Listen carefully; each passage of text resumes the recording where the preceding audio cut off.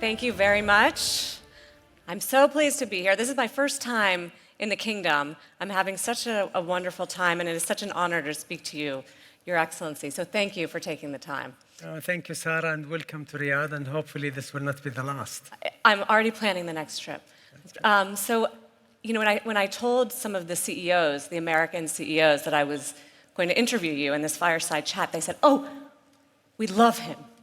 He's such an interesting guy, and part of the reason, we come and we invest and we have all these great conversations." So I was wondering if you could just start the conversation. We'll talk about your view on the economy and global, but I do wonder if you could just start by asking your story and how you got to be finance minister, because it's not a traditional route and you're a lawyer, right? I am. Well, that's a good question. Thank you very much, really, for being here, for your interest, and I thank everybody here for participating in this event. Very quickly, I am a father of 3, 2 boys and 1 girl. I practiced law for most of my life. A lot of it related to corporates. I became the chair of the Capital Market Authority in 2015, and then Minister of Finance late 16. You don't have actually so much relationship between what I studied and what I'm doing now, but I think I'm trying to do the right thing on what I'm doing now compared to also what I was doing before. I think there are some similarities, but they are not definitely related. 8 years now, I could tell you, I feel at home.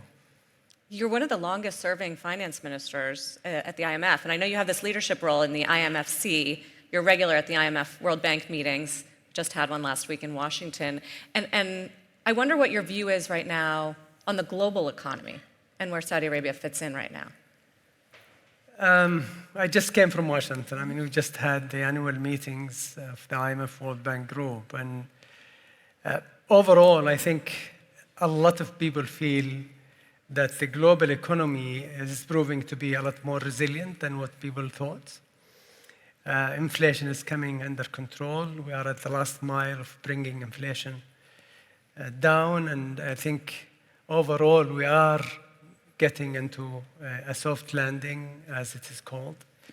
But that is not actually even globally. I mean, there are uneven situations within regions and within countries where there are countries which are still really struggling.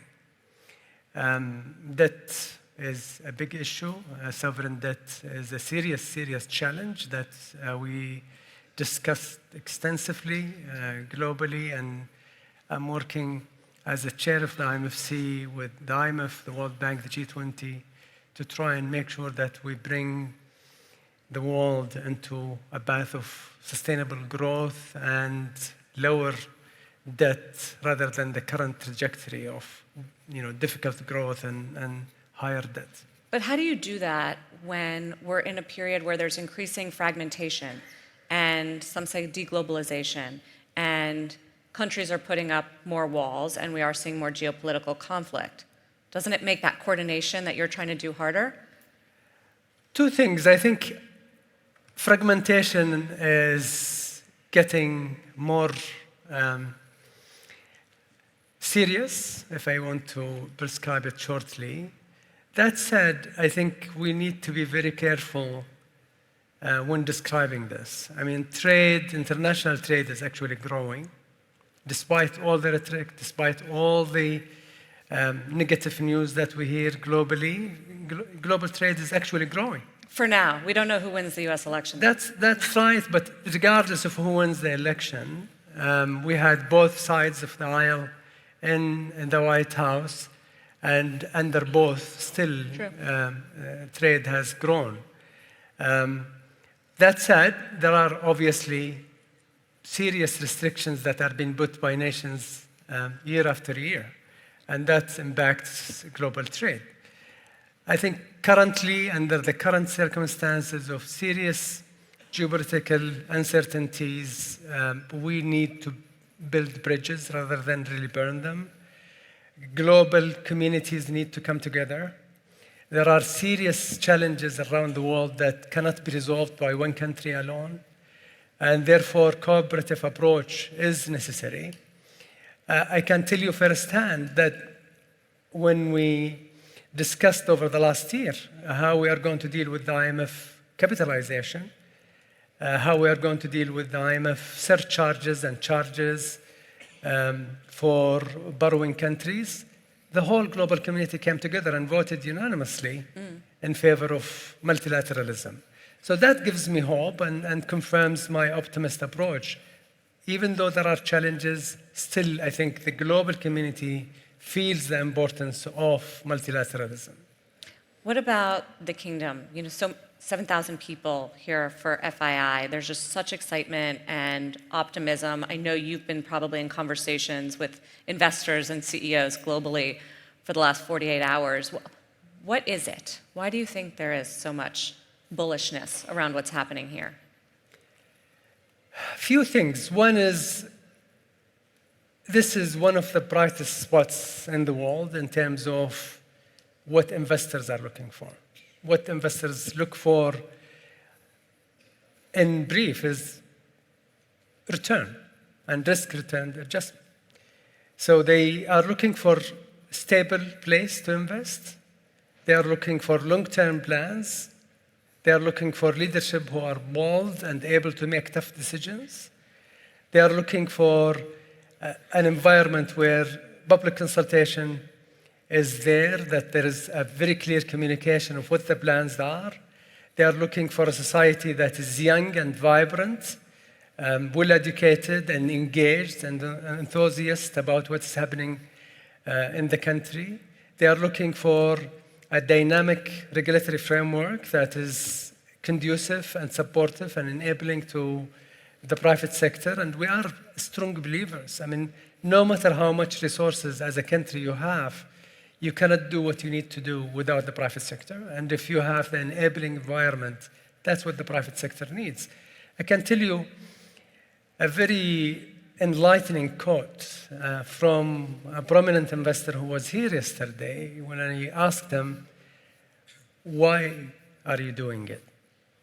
And the question or the response was, I really did not come here for Saudi Vision promises. I came here for what Saudi Vision delivered.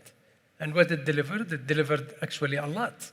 If you look at our GDP, the non-oil GDP for a country like Saudi Arabia, this is significant. The non-oil GDP now represents about 52% of the economy. Unemployment from what it was when we started for Saudis, 13%, now it's at 7.1%. We had a target of 7% in 2030. We are about to hit that target. We mobilized the resources of the country in terms of human capital significantly. Women empowerment has been a key pillar of what Saudi Vision is about, and the leadership have supported that enablement big time. Moving from almost 17% when we started Vision of women participation in the workforce to where we are now, which is 35%, north of 35%. 35% female participation. Absolutely. And our target for 2030 was 30%. And we thought we were too optimistic. So now where do you want to be by 2030 for that? Well, I think we are targeting actually more than 35, around 40%. And I think we will be able to achieve that. I mean, if you look at the women participation today, not only as employees, but also as entrepreneurs, it is significant. We doubled the SMEs numbers in the last 7 years. What's interesting? Female-led small businesses. What is interesting is 45% of that is female-led SMEs. That's significant. You see that impacting consumption. You see that impacting household income. You see that impacting the significant activities in new sectors around it. Tourism is an example. And tourism is beyond what we thought. Tourism is improving significantly. We are the highest growth under the tourism international authority. Saudi ranked in 23 the highest growth in tourism. It's beyond what we thought. We had 100 million tourists as a target for 2030. We hit that last year. So a lot is happening, and hopefully the investment community around this room and outside this room sees that, and I think that explains why they are here, why they are engaged. The last thing I would say is Saudi Arabia plays a very important role as an anchor of stability in the region, but globally, and that is important. We are trying to make sure that we play a role model for the region, and the region countries see what we are doing and focusing on our people and our economy as hopefully a call for them to do the same. Well, I was going to ask you, I mean, the region is dealing with some instability now, obviously, geopolitical conflict, wars. Has that made what you're trying to do harder? Has it made it less appealing to invest here? I think investors, and I've heard an investor yesterday in one of the international networks commenting that the reason why they are investing is in Saudi Arabia, despite all the geopolitical tension, is because actually Saudi plays a very important role as an anchor of stability. That will continue. We are making our effort to bring calm and de-escalate and work with our partners around the world.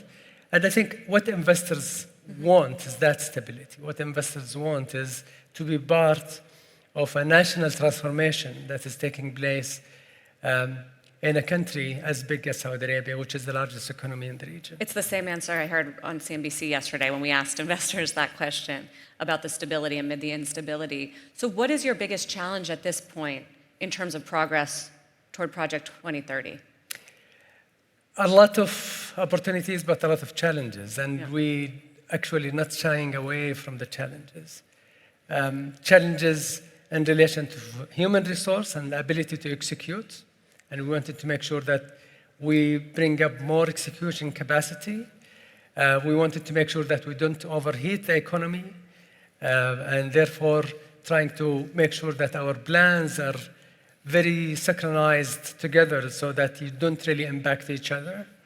We wanted to make sure that we don't have too much leakage from the economy. If you do too much at the same time and not allowing your economy to grow with you and the private sector to catch up with you, you could actually have a lot of leakage from your spend by importing rather than actually manufacturing in the country. So we are monitoring that and recalibrating our plans to make sure that happens, and actually successfully so far. And how would you describe the progress? Where are you? We are actually on track. ADA, which is the authority monitoring what we are doing, an independent entity within the government monitoring what the government is doing, reported a few months back that almost 87% of our targets are either achieved or on track. We are looking at the 13% remaining to making sure that we bring them on track and reprioritize some of them. Overall, I think we are very, very excited and happy with what we have achieved under Saudi Vision 2030, but we are not complacent. We are doubling down, making sure that we do the right thing. So what are your priorities in the Ministry of Finance?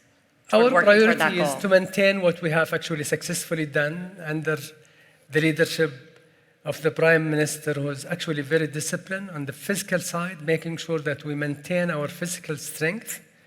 Our Saudi economy remains dependent on government and public finance, and we wanted to make sure that we maintain that strength. And I think a lot of investors would want to make sure that they see a country that has fiscal discipline. Yeah. So we are maintaining significant reserves. We are maintaining a lot of efficiency in the government spending and mobilizing private money to ensure that we alone are not doing this. It's the private sector who is doing it. You started, Your Excellency, in the conversation when I asked about your story by talking about being a father of 3 kids, 2 boys and a girl. And we talked about some of the changes, but I do wonder how different you think the country will be for them growing up into the workplace and their kids than you. Over dinner last night at His Royal Highness's place, someone, I think, who's here, asked me, why is ministers doing 14 and 16 hours a day? I mean, he can understand it for a venture capital who's making a lot of money, but why the government, not only the ministers, but even civil servants doing long hours? And I think that's the answer to your question. We are doing it not for ourselves. We are doing it for our kids and their kids. We are doing it for the future of this country. Your Excellency, thank you so much for taking the time and for taking the question. Absolutely. Thank you very much. It's great to see you.